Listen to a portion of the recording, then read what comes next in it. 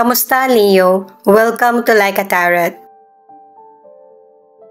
Alamin natin ang kondisyon ng relationship mo, ang feelings ng person mo, ang relationship. Sa huli, kukuha ko ng additional cards. Angels and guides, please guide us. Ano ang reading para sa mga Leo?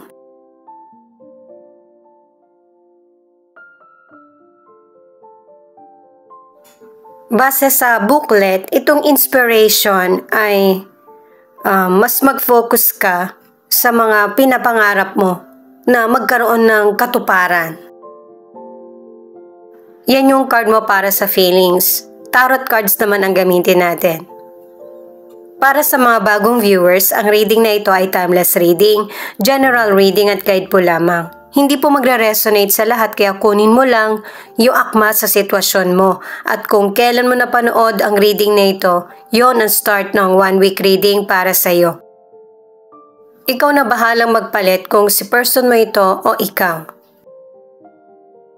Pasensya na kayo guys, paulit-ulit ako sa Like a Tarot rule kasi hindi lahat mapapaliwanagan ko eh. Ayan, kunin ko na itong mga cards mo. The Fool, Ten of Cups, Two of Pentacles. Pinapakita ng mga cards na happy ka sa unti-unting pagkakaroon ng katuparan ng mga plano mo. At saka kahit na magkaroon man ng problem sa buhay mo, kaya mo tong harapin kasi wala ka ng takot sa anumang darating. Kasi naiintindihan mo na bawat sakripisyo na ginawa mo ay may blessing na kapalit. At yung mga blessings, milagro, positive outcome sa buhay mo ay unti-unting nagkakaroon ng katuparan. Sa career, may bagong simula. Pwedeng bagong trabaho o kaya bagong negosyo. At saka sa career or business, kung mabuti naman yung ginagawa mo, wala kang dapat ipag-alala or hindi mo dapat pansinin ang puna ng iba. At para sa mga naghahanap ng trabaho, dalawang cards na yung nagsasabi, pabor yung oportunidad. Kaya lang mahirapan ka kung alin ba sa oportunidad na ito ang pipiliin mo. Sa mga single, ang ilan sa inyo, sa sobrang pagmamahal mo sa pamilya, hindi mo na nabigyan ng atensyon ang sarili mo. Huwag mong hayaan na mamiss ang oportunidad sa love. Ang ilan sa inyo, habang nasa bakasyon o kaya nasa ibang bansa, doon mo makikilala yung potential person. Ang ilan naman na single, yung dati mong nakarelasyon, meron na siyang mga plano na magpakasal na kayo. Nararamdaman mo na ito yung plano niya. Kaya, tumakas. Ayaw mo na magpakasal or magkaroon ng long-term na commitment. Pero bibigyan ka pa rin ng pagkakataon ng universe na para mahanap mo yung the one. 1147, always maintain balance between the different aspect of your life. Connected pa rin siya, diba? Kaya kailangan mo talagang balansehin yung buhay mo. Nasa relationship ka man o kaya single. Ang ilan na nasa relationship, ang gusto lang ng person mo ay yung magkaroon ng relasyon at hindi ang long-term na commitment. At may magic na nangyayari sa relationship nyo kasi masaya siya kapag kasama ka. Finding na ang ibig sabihin ay sundin ng person mo kung ano yung totoong nararamdaman niya. Kasi yung talas ng pakiramdam niya ang magtuturo sa kanya ng tamang direksyon. Ituloy ko lang para sa mga nasa relationship, ang ilan sa inyo kung may mga worries ka patungkol sa relasyon nyo, huwag mo tong isipin. Mas isipin mo kung ano yung makakapagpasaya sa relationship nyo. Kasi yung commitment, kasal, darating yan sa iyo. Kapag dumating yung pagkakataon, ikaw naman yung malilito kung magkukumit ka ba or relax lang muna. 8 of Wands, the Sun, at 7 of Cups. Sa mga cards na ito ng person mo, napapansin niya na may mabilis na pagbabagong nangyayari sa buhay niya.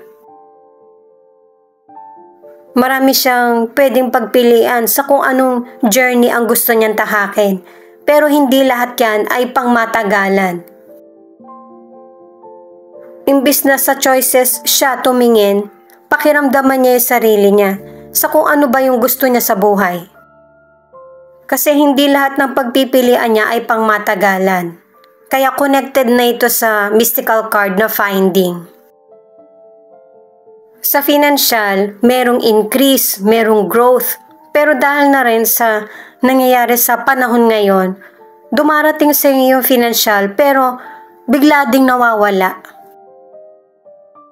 Pero meron pa rin swerte na darating sa iyo patungkol sa financial, kaya ituloy-tuloy mo lang yung effort mo. Sa mga single, ikaw at saka yung potential person, pareho kayong hindi pa ready para mag-commit sa relasyon. At saka pareho kayong nakikiramdam kung pareho nyo bang gusto na magkaroon ng long term. Pero base sa mga cards, sa mga single, kahit nagkaroon ng problem sa nakaraan, makakamit ka pa rin ng pang long term na karelasyon. At mahihirapan ka rin sa choices mo kasi kung hindi person ang karibal ng potential person, yung trabaho mo or mga plano sa buhay. At para sa mga nasa relationship, huwag kang maghintay. Magdesisyon ka kung gusto mo ba ng long-term na relasyon. 333. You are on the perfect path of alignment with your purpose. Nasa tamang direksyon ka pa rin kahit na may pagkalito sa iyo. Ang ilan sa inyo na nasa relationship, ituloy ko lang, yung person mo, strong yung character niya. May mga panahon na hindi kayo magkaintindihan ng person mo pero totoo yung feelings niya sa iyo. At kung ang ilan sa inyo nawawala yung passion sa relationship, sikapin na maibalik nyo ito ng person mo. Basahin muna natin itong mystical card para sa relationship.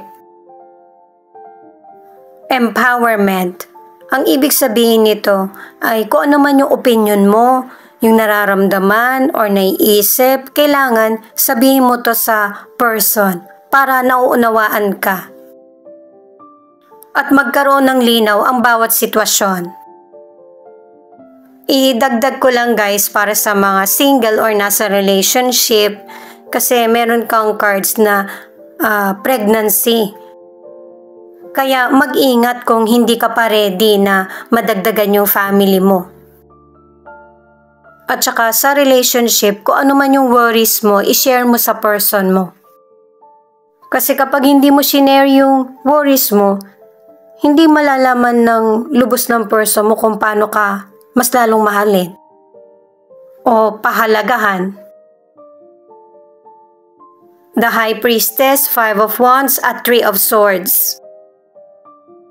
Nagkakaroon ng hindi pagkakaunawaan o kompetisyon ang ilan sa inyo.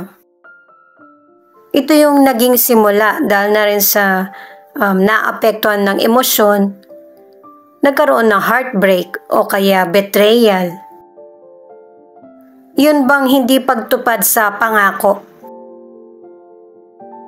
Sa health, kapag ka meron ka ng nararamdaman, huwag mo itong palagpasin. Kailangan magpatingin ka. Sa health, sa pagkain, sa iniinom, wala namang bawal pero kailangan ng limitasyon kahit na healthy ka.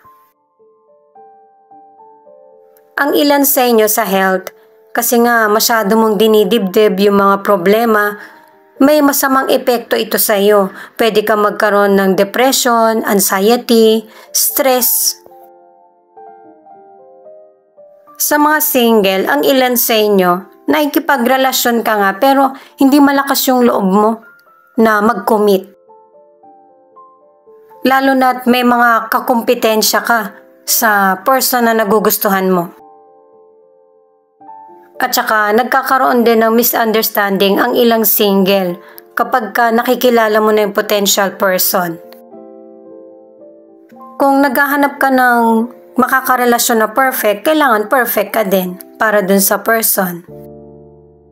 Sa mga nasa relationship, nakadalawang cards na, kaya nagtatalo kayo ng person mo kasi may ibang taong sumisira sa relasyon nyo. Kapag ka alam mong nagsiselos na yung person mo, wag mo nang pagselosin pa. At saka kung alam mong selosa ka, kailangan din ng pagkontrol. Yung selos kasi, maganda naman yan eh. Kaya lang, isa rin yan sa dahilan kaya nasisira ang relasyon. At yan yung dahilan para unti-unting lumayo yung loob ng person mo sa iyo. Ang ilan naman ay may betrayal talaga sa relasyon na wala man lang naging warning sa iyo. Kaya ang ilan sa inyo nagkahiwalay. 777, a sign that is intimately connected with new opportunities. Siyempre, kung merong natapos, meron namang bagong darating na mas magbibigay sa iyo ng pag-asa. Pero ang ilan sa inyo na nasa relationship, kahit na may betrayal sa relasyon, hindi naman kayo natapos agad. Kasi itong 7 of Wands na additional cards ay makakasabay ka sa kung ano yung magiging takbo ng buhay mo. May betrayal man ito or wala. May person kasi na magiging dahilan para maging madrama yung buhay nyo ng person mo. At ang ilan naman mananatiling matatag kahit na may challenges. Katulad nitong 9 of Swords. Nahaharapin mo kung ano yung mga bagay na kinakatakutan mo at nagpapagulo sa isip mo. Hindi ka mananahimik lang. Itong 3 of Wands naman na kahit nagkakaroon ng problema sa buhay mo, kailangan mo pa rin mag-focus at maging determinado kasi may mga oportunidad na darating sa buhay mo na kailangan mong bigyan ng aksyon.